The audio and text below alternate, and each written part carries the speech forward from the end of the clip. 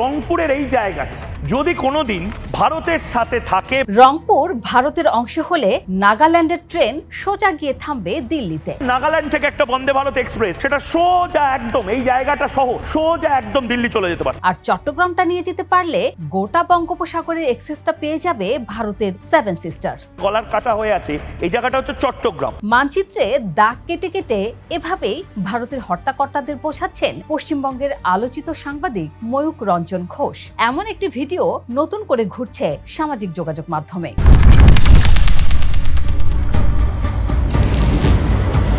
কলকাতার ক্ষমতায় যখন মমতা ব্যানার্জি, তখনই বাংলাদেশকে রীতিমতো দখলের উপায় এভাবে বাতলে দিত বাংলাদেশি বংশোদ্ভূত ময়ূক রঞ্জনরা। শুভেন্দুদের আগমনে সেই প্রবণতা রীতিমতো আরেক মাত্রা পেয়েছে। ভারত কার্নার থেকে ময়ূক রঞ্জন একদিকে রংপুর ও চট্টগ্রামকে ভারতের সাথে যুক্ত করার ফর্মুলা শিখিয়েছেন। তার বছরখানেক পর বাংলাদেশে আসা ভারতের নতুন রাষ্ট্রদূত বলে উঠলেন, ভারত বাংলাদেশ দুই দেশ এক হলে সমৃদ্ধি আর ঠেকায় কে। তারপরে উত্তাল সামাজিক যোগাযোগ মাধ্যম। দুই দেশ অর্থাৎ ভারত বাংলাদেশ এক হয়ে যাওয়া বলতে ঢাকায় নবনিযুক্ত ভারতীয় হাইকমিশনার দীনেশ ত্রিদেবী কি বুঝিয়েছেন তা নিয়ে প্রশ্ন আসছে নানান জায়গা থেকে। যা হবে একসঙ্গে হবে, বুঝেছো?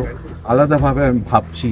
এই যেমন এর ব্যাখ্যা চেয়েছেন বিরোধী দলীয় নেতা ও বাংলাদেশ জামায়াতে ইসলামের আমির শফিকুর রহমানও। শুধু তাই নয়, সরকার যেন দীনেশ ত্রিদেবীর কাছে এই বক্তব্যের ব্যাখ্যা চায় সেই আহ্বানও জানিয়েছেন তিনি। শফিকুর রহমান বলেন, বাংলাদেশের নতুন ভারতীয় হাইকমিশনার জনাব দীনেশ ত্রিবেদী পৌঁছানোর পর তার একটি বক্তব্য আমাদের দৃষ্টিগোচর হয়েছে। তিনি ভারত বাংলাদেশের এক হয়ে যাওয়া বলতে কি বুঝিয়েছেন আমাদের সরকারের উচিত হবে তার কাছ থেকে তা জেনে নেওয়া। এবং আরো বলেছেন, যদি তিনি আক্ষরিক অর্থে এই ধরনের কিছু বুঝিয়ে থাকেন তাহলে অবশ্যই তা নিন্দনীয়। বিষয়টি স্পষ্ট হওয়া দরকার। বিরোধী দলের প্রধান যখন এই বিষয় নিয়ে এমন সরব, তখন চারদিক থেকেও আলাপ ওঠা স্বাভাবিক। সেটা উঠেছেও, এবং এমন ঘোর সময়ে যখন সীমান্তে চলছে লাইট বন্ধ করে পুশিন খেলা।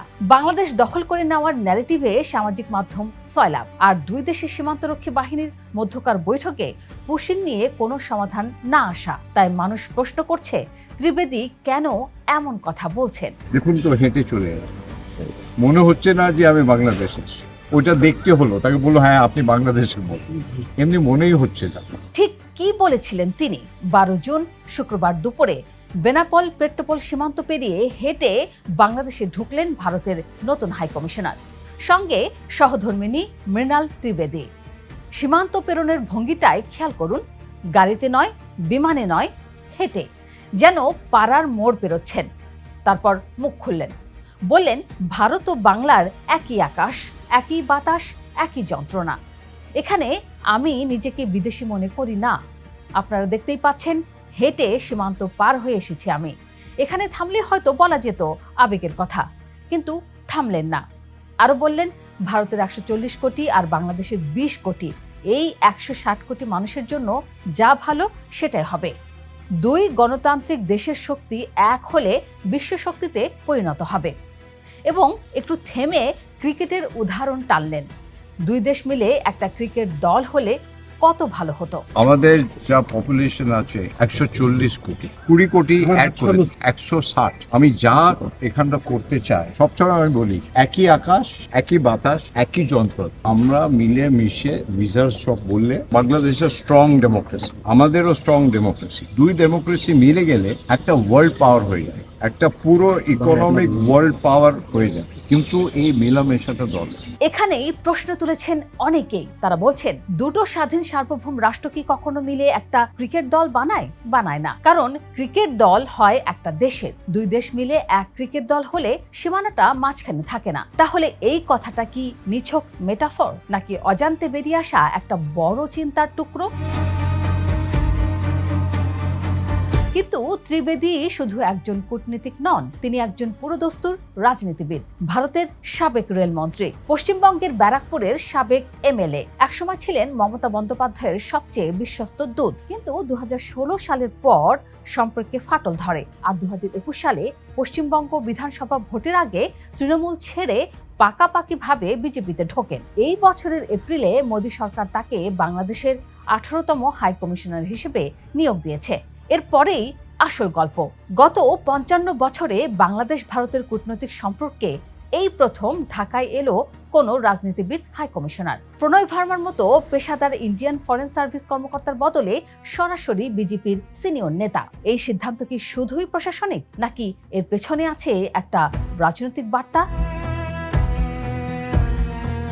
আর এখানেই আসল প্রশ্নটা ঘুরছে। বিজেপির নেতারাই বছরের পর বছর ধরে বাংলাদেশ নিয়ে নানা কথা বলে আসছেন। কেউ বলেছেন সংখ্যালঘু নির্যাতনের অজুহাতে সামরিক হস্তক্ষেপের কথা, কেউ বলেছেন বাংলাদেশ আসলে ভারতের অংশ হওয়াই উচিত ছিল। থিঙ্ক ট্যাঙ্ক বিশেষজ্ঞ ভারত কারনাথ বলেছিলেন রংপুরকে ভারতের সাথে যুক্ত করতে।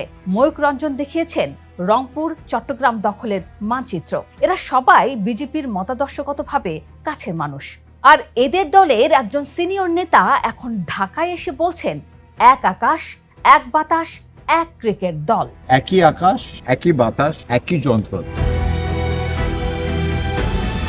তবে আর একটা পাঠও আছে, হয়তো আরো বেশি বাস্তব। দক্ষিণ এশিয়ায় একটু চোখ বোলান। মালদ্বীপ ভারতীয় সেনা বের করে দিয়েছে, নেপাল বিভিন্ন বিষয়ে দূরত্ব রাখছে, শ্রীলঙ্কা চীনের সাথে হাম্বানটোটা বন্দরের চুক্তি করে বসে আছে, পাকিস্তানের সাথে সম্পর্ক তলানিতে, মিয়ানমার নিয়ন্ত্রণের বাইরে। আর বাংলাদেশে এখানে চীনের বিনিয়োগ বাড়ছে, আমেরিকার কৌশলগত আগ্রহ বাড়ছে, রাশিয়ার সাথে রূপপুরের সংযোগ আছে।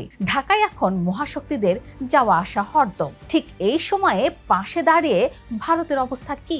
পুশিনের অপবাদ, ভিসা জটিলতার ক্রোধ, বাণিজ্যিক বৈষম্যের ক্ষোভ। দক্ষিণ এশিয়ায় বন্ধুর সংখ্যা শূন্যের দিকে, আর পাশের দেশে বড় শক্তিদের ভিড়। তাহলে কি মোদির এই বার্তাবাহক আসলে ভয় পেয়ে এসেছেন? হুমকির ভাষায় যখন বাংলাদেশকে কাছে রাখা গেল না, তখন কি আলিঙ্গনের ভাষায় চেষ্টা?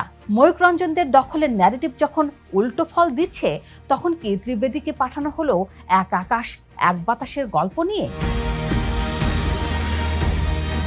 দীনেশ ত্রিবেদী যেদিন বেনাপোল দিয়ে হেঁটে এলেন, সেদিনও পুশিনের কোনো সমাধান হয়নি, ভিসা সহজ হয়নি, বাণিজ্যের বাধা সরেনি। উল্টো উনি আসার পরও বাংলাদেশে পুশিনের চেষ্টা করেছে বিএসএফ। অথচ এক আকাশ এক বাতাসের কবিতা চলছে। কূটনীতিতে শব্দ কখনো সস্তা হয় না, প্রতিটি বাক্য মাপা।